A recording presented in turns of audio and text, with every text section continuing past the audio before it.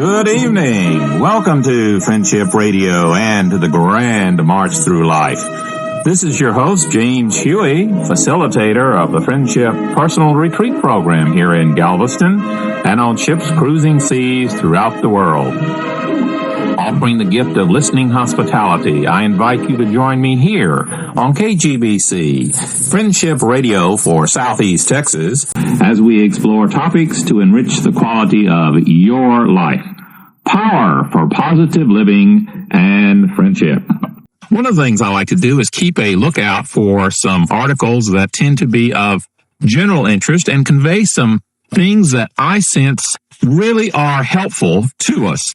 And I'd like to take some time and share with you this evening, because one of the things that I really hope this program is a mirror, a chance for you to look at yourself with your own attitudes, your own ideas, values, and opinions. Become aware of your own prejudices, your own expectations, your own attitudes. And then as you become aware, develop the responsibility that goes with them. So this week, the article that I've chosen to share with you is our bias and the attitude that we have toward the whole concept of mental illness. Now, this is a program about wellness. This is about the power for positive living. And one of the things that I believe that keeps us from exercising full power for positive living is somehow an expectation and sometimes a built-in bias and prejudice against those people who are suffering from emotional discord. With that in mind, let me share with you an article I found particularly interesting as you and I, because I want to always be questioning myself. What are the attitudes that I carry in my daily life? Okay, this is an article by Enid and Richard Pascal, and it was in this week's Houston Chronicle. It goes as follows. The fact that severe mental illnesses are not neurotic or emotional problems, but are in fact physical illnesses, ought to do at least two positive things for the 2 million Americans suffering from these diseases today. It should diminish the hideous stigma associated with these brain diseases. It should lead to improved medical and community care for the mentally ill, and yet the mentally ill continue to be treated with disdain, disgust, neglect, and cruelty. Why can't the public understand that people suffering from schizophrenia or bipolar disorder or so deserve as much sympathy and respect as people inflicted with other serious chronic physical illnesses such as multiple sclerosis, cystic fibrosis, cerebral palsy, cancer? And as a counseling psychologist, I see these biases against people who have some kind of mental disorder.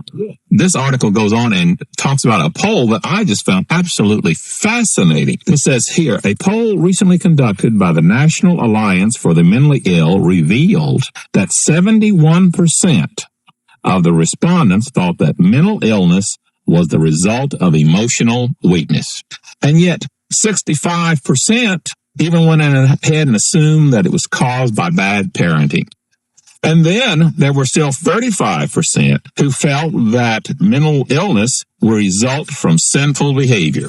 And 43% believed that the mentally ill had brought on their sickness themselves. The article goes on and says, when someone has Alzheimer's disease, rheumatoid arthritis, or cancer, how many people would accuse the patient or the patient's family of having caused the illness? Yet why do so many people continue to blame the mentally ill or their families for these biologically based diseases? Why indeed? Often people may not even realize that they are abusing the mentally ill. Haven't you heard people callously or perhaps thoughtlessly calling someone with mental illness crazy, nuts, mad, insane, or wacko? I mean, these are phrases that are in common everyday language. Most of us would find it very, very negative to pick on people if they had a typical physical disorder. I think most people would jump and say that if someone had cancer, that somehow they had gotten cancer as a result of physical weakness or bad parenting or sinful behavior, or that they had brought the illness on themselves. Why, for example, do insurers and government continue to penalize people suffering from mental illness by denying them adequate or even decent medical coverage?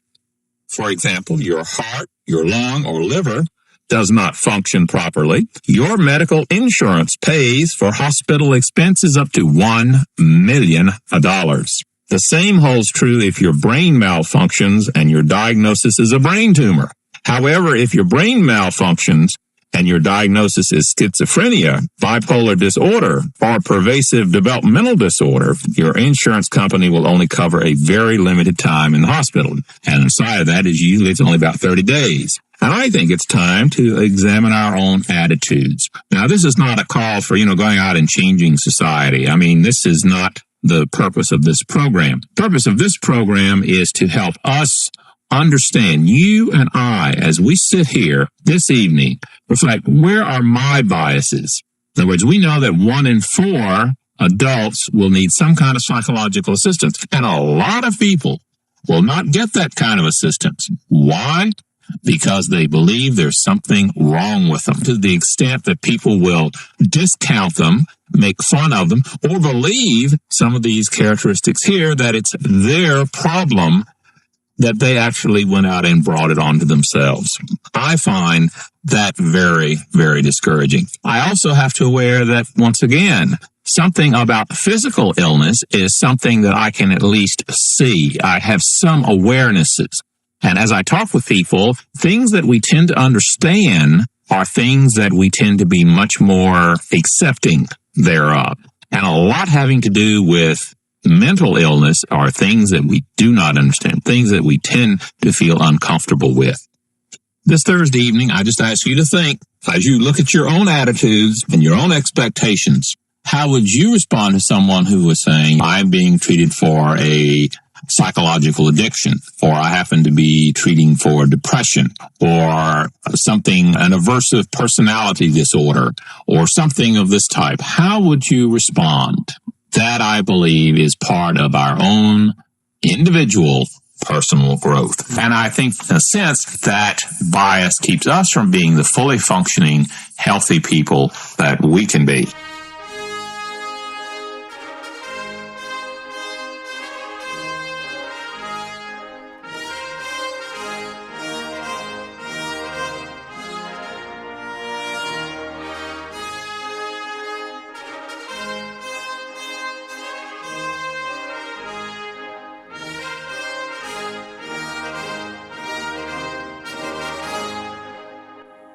I do want to thank you very much for joining me here on KGBC, AM 1540.